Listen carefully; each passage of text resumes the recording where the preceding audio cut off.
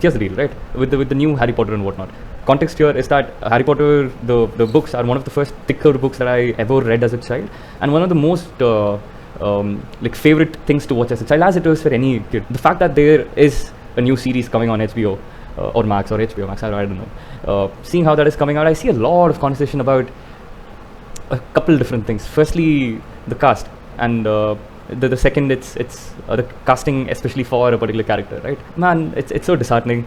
And this is again coming from somebody that did watch all the movies so eagerly and so excitedly every single time, up until I was 12, 13 when the last movie came out, right?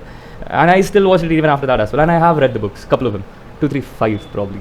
That being the case, it's disheartening to see the reaction that is coming out, man. Like, firstly, they're all like, how dare you stand at the place where he stood, but they stood and they're sort of mocking, they're sort of disheartened and shocked at everybody that's been cast.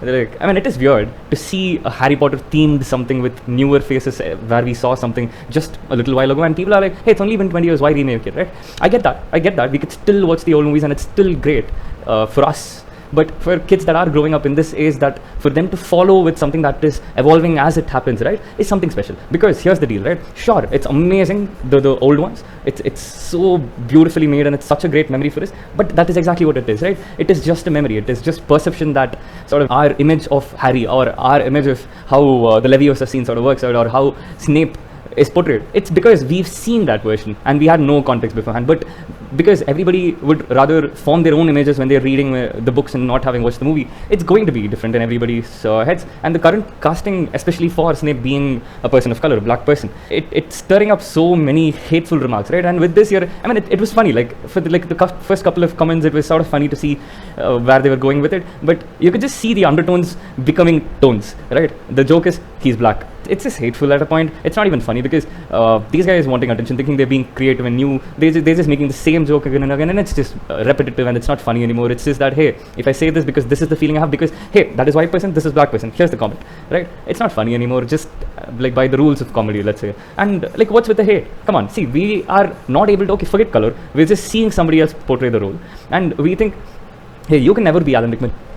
Yeah, that's like the whole point. Nobody can be Alan Rickman. Alan Rickman, I am not able to imagine Snape other than his voice and the nasal voice that he sort of, nasal but yet deep voice that he brought, and his long nose and his, just looking at you from a distance, that look with his hair, man, perfect, right? Perfect. But that's for us. That's our perception of Snape. And let it rest. Let the new kids that are just coming into this world of like magic and muggles and all of that, let them experience this whole thing freshly, right? You can still show them the old one, but you can't like force your nostalgia and your perception of it and your memories of watching it, your context in which you watched it as a kid, where the world itself was magical.